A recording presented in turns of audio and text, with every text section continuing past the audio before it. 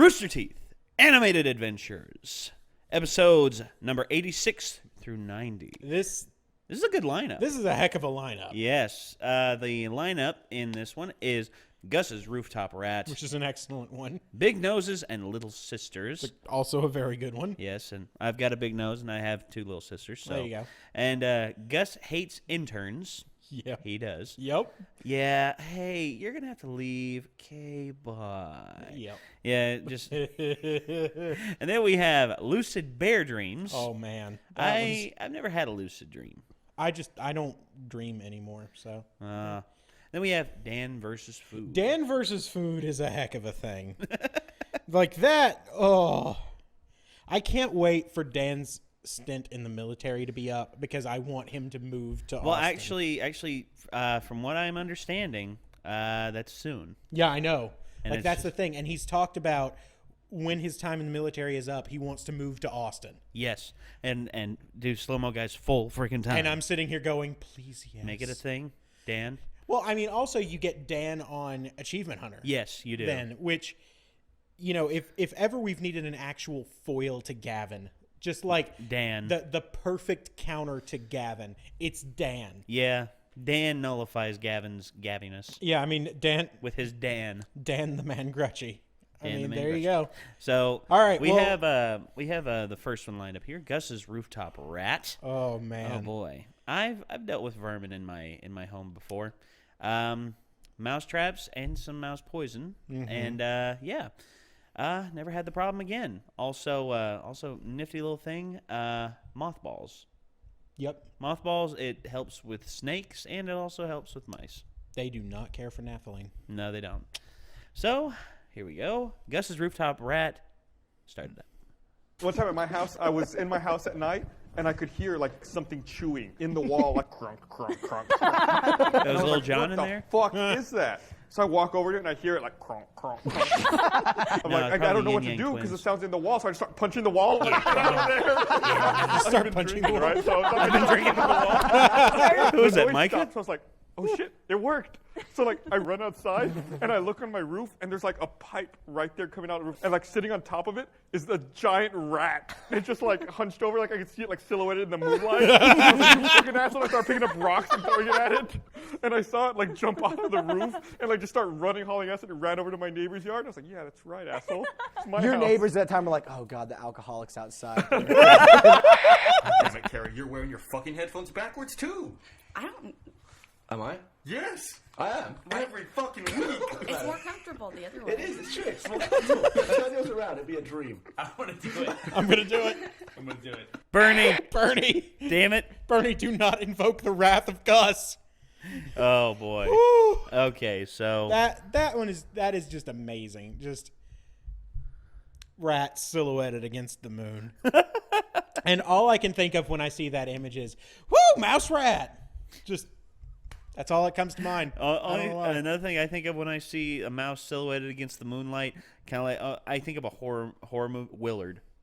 I think of the movie Willard. Oh my gosh, that movie just.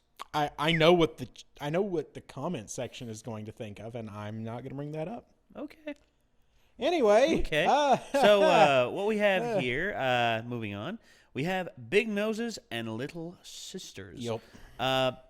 Gavin, as you know, man with a massive nasal cavity. Quite a schnoz on that one. Quite the schnoz. I mean, and then of course we have Kara Eberly, the lovable little sister in the Rooster Teeth office. Even though she does have her moments where she can just lay down the gavel and go, "Get out." Yep.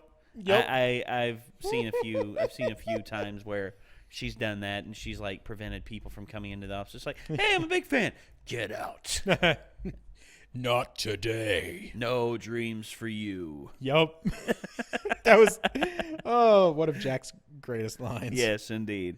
So we have this here. Let's do it. Let's do it. So, right, I want to talk about something. I've got a giant nose. I fell on it when I was a kid. You fell on your nose. I just tripped out the back door onto my nose. Really? Oh. Like Kevin too, his nose is so big it doesn't even fall on his face. He falls on his nose. It like stopped him. Yeah. And then I end up just like rocking. He tilted to one side, fell and hurt himself again. Hurt my nose. Is that not embarrassing? You fucking dolt. I am looking at your goddamn headphones again. Every week you put them on backward. I feel like these days, Kara's like my little sister. Yeah? Like a couple weeks ago, we were building the Mega Block Fort into Dawn. So we're putting together this giant model, and then Kara like comes running in like a little sister. Like, what are you guys doing? Oh, what's this and stuff? I'm like, no, careful. I was like, back off. Everything is laid out very specifically. She's like, guys, I'm not going to ruin it. And then she picks up a box, and then like all these bags of Mega Blocks just start falling out onto the floor. And I was like, what the fuck did I say? And then she just drops it and then starts laughing and then runs around and then runs away. Yes, Mom. I was like, get out of my room. Get out of my room! Okay. All right. No, look, I'll say this. When you're trying to build something out of Legos, you do not need other people interfering. No, you don't. Yep, been there many times. It's not great. I have two little sisters, and both of them, they loved pestering me. They loved making my life just a living hell. And one of the primary reasons being is that I was in college at the time, and they were still both in middle school. That'll do it. So they wanted me, because here's the thing. Both of them were interested in music at one point. I know how to play guitar and I know how to play piano. One of them wanted to learn how to play the piano. So we went out and we're like, okay, let's get you an early, beginner keyboard. Yeah. And I found her one. And I tried to teach her lessons on the thing. I swear, if I had to show her, I had to get a marker and like write where all the notes were on there, just like C, B, A, and just writing them all out. And I'm just like, see that C in the center? You see, they even mark it on the keyboard there. It's like, that's the center note, and it's always a C. That's middle C. So that C. way you can never lose your place. And after having it for about a month, she was just like, I don't want to play anymore. It's not fun. And I'm just like, what did you expect? You were going to be freaking Rick Wakeman? You're going to be Rick Wakeman in a month? No, it takes time. It takes effort. She's like, I don't want to. It's not fun. And I'm like, okay, I'll take it. And I got a free keyboard out of it. Well, there you go. And and then after that, I have one of them. She's interested in playing guitar. And I showed her a few notes on the guitar. And she was just like, my fingers hurt. And I'm like, yeah, that happens. I'm sorry. You go walking every day, right? Yeah, I go walking. Okay. Did your feet hurt in the beginning? Yeah, for like the first few months. I'm like, welcome to guitar. Welcome. And she stuck with it for the most part, but she's on and off again. And I'm just like, every now and again she calls me over and wants another lesson or two. And I'm just like, I was like, okay, A, C, G. It's like, what do you remember? D. Yeah. Yep. And she retains like very minimal. But I'm just like, here's some lessons online. Watch them. They know more than I do. Hey, YouTube's a powerful thing. It is. Yes, it is. All right. So, you ever been an intern somewhere? Not technically, although I kind of feel like I am right now. Anyway, it's weird. Working in the lab that I work in, I'm basically doing full-time work, although I'm still part-time. It's weird. One of those deals. It's weird. Also, I work in 4 different labs, and it's anybody's guess which lab I'm going to work in what day. So it's weird. But you're pretty much just hired help. Yeah, basically. It's like whatever they need. I mean, I am a mercenary chemist. You are the merc chemist. Yep. I've been an intern once. What wasn't getting paid barely anything. Yep. After doing it for about 2 weeks, a demand was made that honestly I just could not fulfill. And I was just like, you know what? This person doesn't appreciate me. This person doesn't appreciate the fact that I bust my ass pretty much 70 hours a week and get paid pretty much for 20 hours worth of my work. Wow. And I'm just like, well, this guy could suck a bag of dicks. And I walked right up to him and I'm like, from now on, you can get your own coffee. You can get your own fucking pastries.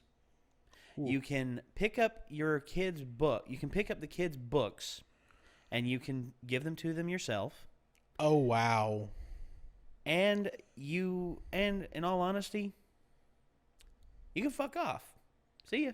And I walked out, and I pretty much took off I had a clip-on tie. Pretty much took my clip-on tie, threw it in the garbage, and I was just like, I'm done. And I'm out. And I never saw that person again. And if I ever do see them again, I'll probably say the exact. I'll ask them just like, treat your kids any better? Ooh. He treated his kids pretty much like they were a nuisance.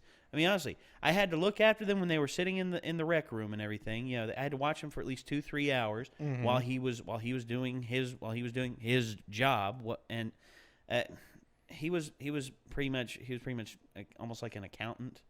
He was pretty much almost like an accountant, and his kids, you know, the wife dropped them off after she got them from school, and they hung out in the rec room and the office and everything. And well, they had free Pac-Man in there, but one of them loved Pac-Man. The other one was just like, stupid. Man, I mean, that's the thing. It's like, love it or hate it, Pac-Man gets old. It does. But one kid was absolutely obsessed with making it to 256. Oh, well, there you go. And that's where the game breaks. Yeah. It's unbeatable. Yeah. Anyway, that was my intern experience. From what I hear at Rooster Teeth, it's actually if you pull off a good enough prank, you can get yourself a job. Case in point, Blaine with Fart Hoofer. Ah, yes. Fart Hoofer. Yes, he ruining everybody's lives. Yep. Because they just kept getting street passed on, and it's just like, Fart Hoofer, I got hoofed. Yep. And other interns that have come through, Lindsay Jones and Miles Luna. Lindsay currently working in Achievement Hunter, and Miles Luna currently one of the head writers on Ruby, and also the head writer of Red vs. Blue. And well, we got some stories to hear from them on this one. Yes, we do. And let's see what they have to offer. The first time I saw Lindsay here at the office, I think I had been out of the office, and I came back and I walked in one morning, and she was sitting at Jack's computer. I had no idea who the fuck she was. And then it got to the point where it was awkward, so I would just avoid her. Like, if I saw her walking around, I wouldn't get up.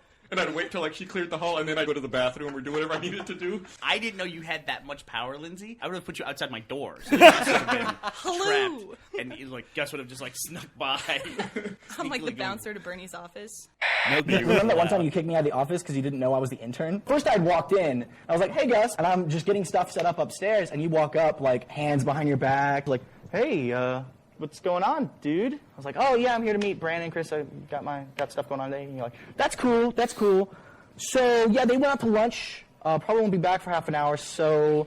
No, you were like, I'll wait for them, and I was like, no. Yeah, no. I just left work at GameStop. You were like, I guess I can go back to GameStop, and I was like, yeah. Yeah, you should do that. Okay, bye. Oh, Gus. I was going to ask, do you have less respect for Miles knowing that he used to work at GameStop? Honestly, I'm happy he got out. Okay, that's fair. I hate GameStop so much. I'm indifferent. I mean, I've had some good experiences there, but I can understand. I've had mediocre experiences at best, and then just some really crap experiences. Which one did you go to?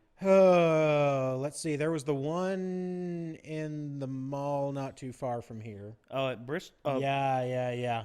Okay. Yeah, that one was awful. That one's shit. Yeah. What about the one at the Commonwealth? It's a little better, but not much. Ever since they got that one new manager in there, I was very happy. They actually, here was one thing. I knew the manager that worked up there. Mm-hmm. Well, I know him. He still works there. But he got passed over twice. Ooh. For the same guy. Yep. The guy worked at that GameStop for about a month. And the guy that is the manager now had worked there for almost a year before that one guy. And that one guy worked there for a month, and the guy who'd been working there for a year got passed over for a management position. You're just like, what the crap? And then the guy in the management position slacks off on his job. But he doesn't get fired. He quits. And he comes back about 3 months later. The guy still hasn't moved up the corporate ladder. They hire this guy again. You're okay. All right. And they make him... Maybe I can understand the first time. You don't do that the second time. And then they make him manager again. What? No. And you want to know the reason why they did it? Why? Because that person used to be in the military. And don't get me wrong. I support people in the military and everything. I will always support them. I wish them safe overseas, and I also wish them a good life when they get home. But at the same time, to pass someone over for a job strictly based upon you wanting to look good for PR because you hired military veterans. If the veteran is good at his job, that's one thing to point out. But if a veteran has problems, because that's what he was explaining. He explained because the guy would show up to work drunk. He'd show up to work high off his ass. He would threaten people if they wanted refunds to pressure them out of it. Whoa, okay, yeah, that's not okay. No, and he wrecked the shelves one day. He pushed the shelves over. And they rehired this guy. That's the thing. Yeah, they wow. And it's because he was in the military, dude. And I know being in the military does get a lot of sway and a lot of heft, but at the same time, you have to take into account, is this person right for the job? And apparently he's not. Yeah. I mean, there's looking good for PR reasons, and then there is doing what's good for business. I mean, this is America, where commerce is king. Well, and you have to have good people working. Well, I mean, not only have I had some crap experiences at GameStop, but some of their company policies are just irritating. I stopped turning in games there because they offer you peanuts. Yeah, I've never sold any of my games, but if I did, I wouldn't sell them to GameStop. No. And here's the worst part of it. See all those games over there? Oh yeah, it's about $3 in store credit. Yeah. We can give you $5 for. Yeah. Well, see, here's the thing. So, I had already pretty much stated I'm never buying anything from GameStop again. Okay. Then GameStop bought ThinkGeek. And now it's okay, crap, because I get, I like a lot of stuff that ThinkGeek has, but then by supporting ThinkGeek, I'm indirectly supporting GameStop. That's unfortunate. Yeah, and so I can't buy things on ThinkGeek anymore. Ouch. And here's the worst part. I was looking at the Pip-Boy Deluxe edition, the $350 Bluetooth enabled Pip-Boy, essentially smartwatch. Yeah. I was very excited about it, and then I started reading the description on the Bethesda website, and it's GameStop ThinkGeek exclusive, and I'm like, why would you do that? Fudge. Why? No. So that's never happening. Boy. I wanted to get the Pip-Boy, the full Pip-Boy wrist thing, and I was really excited for it coming out and everything, and then they were all gone. Oh yeah, immediately. Yeah. Yeah, and then I've seen some 3D printed ones that have been really, really nice. Yeah, I'd like to order one. Yeah, I'd like to order one and say, hey, can it fit my iPhone? Oh yeah, yeah. No, I've seen the measurements on them. They're pretty good. Okay. But it's this thing is really cool, but it's made by a company that you hate. Can't support on principle. Crap. I understand, man. It's part of the game. It's part of the thing. Well, anyway. Yeah. All right. Lucid Bear Dreams. Yeah, Lucid Bear Dreams. Okay, so you said you've never had lucid dreams. No. I don't remember my dreams, if I have them at all. So I don't know, but I think the one person you don't want having lucid dreams is Gavin Free. He's one of them, yeah. Well, let's just do go. the thing. Have you ever had a full-on lucid dream where you figure out that it's a dream? I had it once. I was walking down the city, and all of a sudden, it's I just figured out. I was like, well, I'm not here. This is a dream. And I actually had the ability to just mess with stuff. I was like walking upside down and like just like jumping like between buildings, leaping. I was like smacking people in the face. I was like punching cars. I turned into a psycho. I woke up worried. I was like, wow. Like with a bear, you know what to do, right? If you run into a bear. No. You're supposed to go to sleep, or like, not go to sleep. You're supposed to act like you're dead for a bear. You're like, oh, there's a bear over there. Fuck that guy. I'm taking a nap. I'm just gonna take a nap. Take a shower, wash your The face, bear's like, holy shit, this guy's a badass. He doesn't care at all. and then go to sleep. Yep. And then when you fall asleep, the bear cuddles up like a teddy bear, and then you hug it. Aw. God And then it rolls damn over and it! kills you. What happened? He keeps putting his fucking drinks on my copy. I'm getting it ready because I have to read it in a minute. At least my headphones are on the right way this week. No, they don't! No. They are not on correct! I actually looked. You're so dumb, you fucking idiot. Wow. Okay. Alright. Dan is a. Yeah. Oh. All right. Now, I've heard about some people having lucid dreams. They say that there's actually a way you can train your brain to do it. Yeah, yeah. And I've thought about doing it.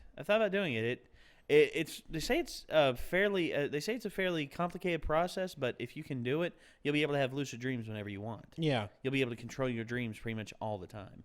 But which is just awesome. Sounds awesome to me because I'd like to be able to like. There's actually I'll tell you about it after. But all right. I've actually found a great interest in that. Lucid dreams and building your own dreams. I mean, from the ground up. it's an interesting very psychological Inception-esque. concept. Very Inception-esque. Yeah. Yeah. I'm just now all I'll need is the Zach Hempsey's the Mind Heist and also Hans Zimmer's music playing. Yep. There you go. Dum dum dum dum dum dum dum dum dum. Wah. Yep. Yep. That's what I'll need. So anyway, all right. I frequent some fast food restaurants. Number one, I am a big fan of Wendy's. Wendy's is my jam. Wendy's is pretty all right. Wendy's is my jam, especially the one I frequent. They're real cool. I know a lot of the people who work there. But oh my gosh, my favorite fast food place to go, I've said it before and I'll say it again, Popeyes. All right. And it's my favorite, especially for chicken. When it comes to chicken, they have the best out there. It's pretty good. I'm not sure how fast food is over in the UK. I know that they'll have like big franchise ones like McDonald's. They have franchisements. They have franchising overseas and everything.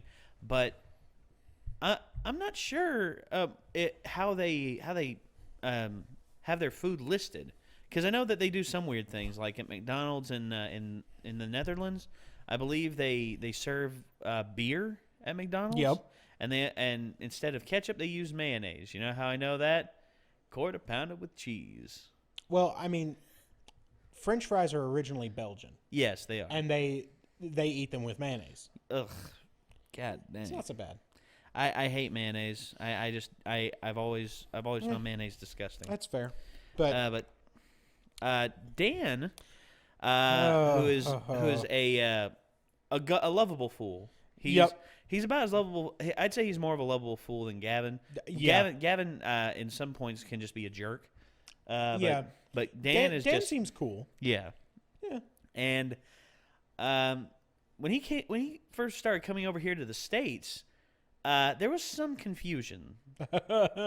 Was there? And also there's also a few instances of him hitting on women. Case in point, Miss Babs Dunkelman. Lord. Whom he later noticed is maybe a little cross-eyed. But that is a story for another time. That's a whole different That's animated a story adventure. for another time. Instead, what we are going to do is say Dan versus food. Here we go. Oh boy. Dan is a fucking idiot. He told another story about how he doesn't understand menus. Every interaction between him and a waitress takes forever. There's like a ring of confusion where she's explaining it back to him, but he's not listening. He's trying to mix meals. He once tried to order the burrito fajitas or something. He was like trying to mix it all around. And he's like, no, but do you want this? And he's like, no, idiot, no. Take the onions out of this as well. I don't want that. And then I want this with this. And he got to the point where the waiter was just like, I'm sorry, and he walked off. And then he And told someone the else other had to guy come he went take his order. McDonald's, And he didn't understand the menus are vertical columns, so he just read straight across. He goes, "I want a Big Mac Chicken Legend Sundae." What did you think that was? Is what I wonder. I don't know. In his mind, he's like, "That sounds good." We went out to this restaurant in Mandalay Bay. So here we're it is. ordering food there. Dan is trying to order his food. He's like, "I want scallops, the appetizer, and we want a steak." There was no scallop appetizer. There was another dinner. And she's like, "So do you want scallops or thing?" He ends up ordering 2 dinners. two dinners. Everyone gets like a tiny little petite appetizer. Like, oh yeah. He gets a big plate of it. He's big. To be fair to the waitress, she was very cool and patient with him. He was like, "Yeah, all right, yeah," went off. And then Dan went to piss. The waitress came back, and you were like, "So he ordered 2 meals, right?" And she was like, "Yeah, I don't know what the hell it is."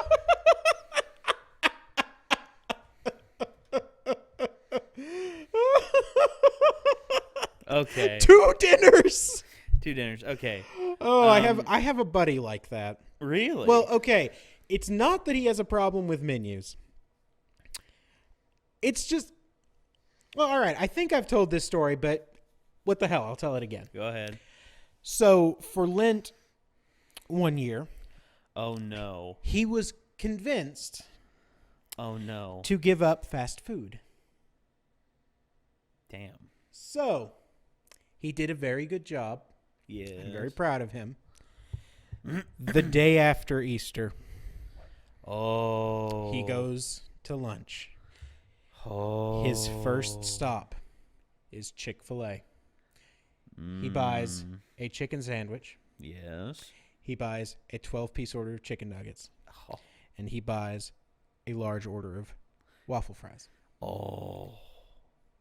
His next stop is a local fast food chain where he orders a double cheeseburger, which is quite sizable, Uh-huh. and a large order of fries, Oh boy. which they do with seasoned salt. Oh. So he takes these 2 lunches. He returns to work.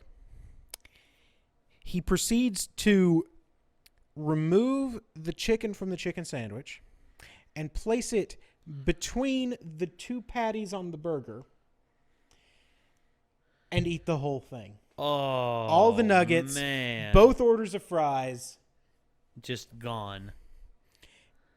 Okay. He's a special case, I tell you what. Okay. He's- I told you about my buddy Clint. Yep. And I may have shown you pictures of how big he is. He's a big dude. He's a biggin. He has 6 brothers, Oh dear. and they all can put the food away. Oh no.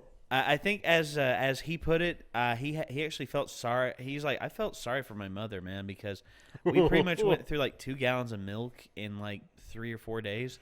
And, Good night. I mean, 7 growing boys. I mean, what do you expect, man? I mean, come on. Whoa. And they're all like supremely gifted athletes, and I mean, and you, they have you like want to very talk high about being metabolism. eaten out of house and home. Yeah, well, eating out of mobile home and home. Well, That's what they did. They were pretty much gypsies.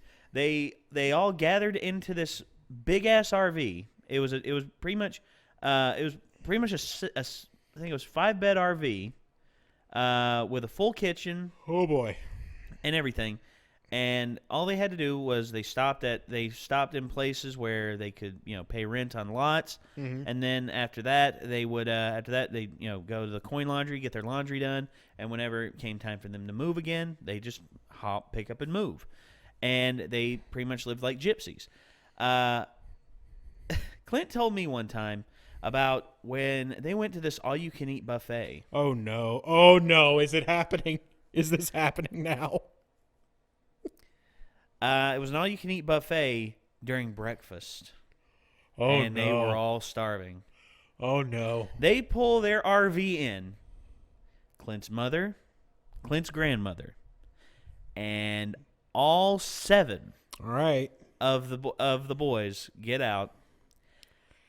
They shut this down. Oh. They go in and they destroy the buffet. Everything is gone. everything. And these boys aren't picky either. They eat everything. Just they the whole clear place they clear the clean. entrees, they clear the main courses, they clear the salad bar, they clear the dessert tray, they clear everything. They couldn't keep, as Clint put it, they couldn't keep up with us, man. Because I went back for like my third plate, and they were like, and they were like bringing fresh stuff out and like replacing it. And he's like, thanks, and he fills up his plate again. It's just like, oh my god, and the manager actually came out and it's like, you need to leave. And the manager just like, I'm sorry, we're having to close down the kitchen for the morning, but we will be back open for lunch. Will you all be here for that?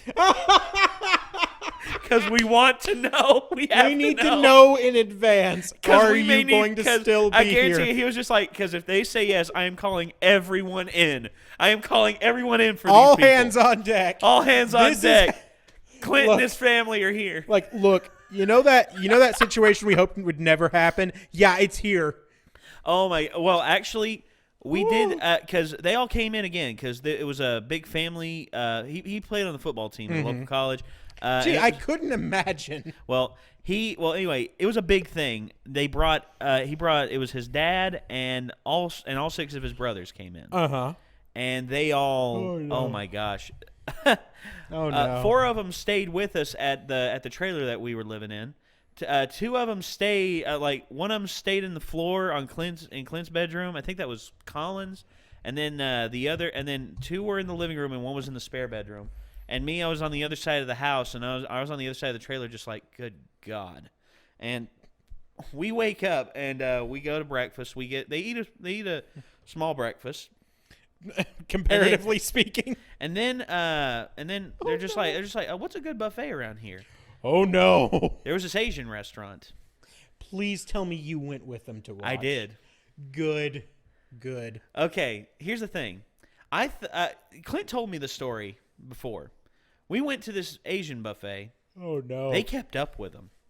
Because they had the hibachi grill and everything. Oh. Clint goes over, gets 2 big-ass plates with noodles and everything else on it, and just hands it to him. And the chef, God, that chef on the hibachi was quick, too. He's like, and he scorches, and then it's pretty much like scorched earth. Yep. How it was pretty much the scorched earth tactic that he used. It's like, pretty much look. using napalm, and he was like, and he hands the plate back to Clint, and Clint's like, thank you. He goes over, and about 10 minutes later, all the food's gone, and he comes back with 2 more plates. The chef's like, oh, big man. he keep it up. I was like, please tell me he's like, challenge accepted. Please. Yeah, Yes. and the chef does it again, and Clint comes back with only 1 plate. Clint comes back with only 1 plate, and he's like, "Oh, no more room." Oh, good. And Clint was just like, "No more room," and I was just like, "Oh my gosh!" They kept up, dude. They didn't mess around. They did not mess around. They kept the egg rolls fresh. They kept everything going, man. Just big man, and it's like, oh, no. big man. And they knew how to have fun at that restaurant, dude. I feel like that chef went home and he's just like, man, I've had a day. He's like, honey, I seen some shit. It's like, look, I should not have won this. I stared into the mouth of the abyss and I won. Yeah, the abyss. I came out in victory. Yeah. Oh, wow. Just to see how much food they could put away was amazing to watch. These guys have a metabolism like nothing I've ever seen. Collins is a freak when it comes to metabolism. He eats as much as Clint, but yet he is like perfect 6-pack, just like abs for days, and like he doesn't, as he puts it, I don't even work out, man. And I'm just like, you son of and here's pretty much my reaction. Yeah. Yeah, just like and this kid was active too. I mean, he was like running up trees, doing backflips. He was jumping over cars, and it was just like naturally gifted athletes. And when you see the pedigree that he had as well, when I found out the pedigree he had as well, their dad, a former power lifter, you couldn't tell looking at the guy because he lost a lot of muscle mass. Yep. And his mother, an Olympic level swimmer that had her career she actually set records in Louisiana. Dang. For being a fast swimmer in Louisiana. And then she was in a car accident, it hurt her right leg real bad, and she couldn't swim as good anymore. And that was that. I mean, it was just. And when I hear about that pedigree, and I'm like, good God, no wonder. Yup. And just, I met both of his parents. Both of his parents are nice. His dad. I didn't get a chance to meet as much. I walked up, shook his hand, talked to him a little bit. But his mother's one of the nicest women. As a matter of fact, Clint told me later on she thought I was gay too. She thought that I was gay. There's a story earlier on I've told, like I've had so many people think, he must be gay, but I'm not. And Clint's mother was one of them. And I'm like, dude. Tell your mom to stop with that. I'm not gay. But that's a whole other thing. We've been rambling on this for a good we've while. run off at the mouth quite a bit. Yeah, so we're going to end it there. We would like to thank you all for tuning in, and we just want to say, we hope you have enjoyed this soiree into Rooster Teeth Animated Adventures. This was episodes 86 through 90. Be sure to check the original links down below in the description. Check out Rooster Teeth. They put out all this awesome content and then some. And, don't forget to like, and don't forget to subscribe. Don't forget to check in the description for all of our various other endeavors. And until next time, everyone, we will see you later. Peace.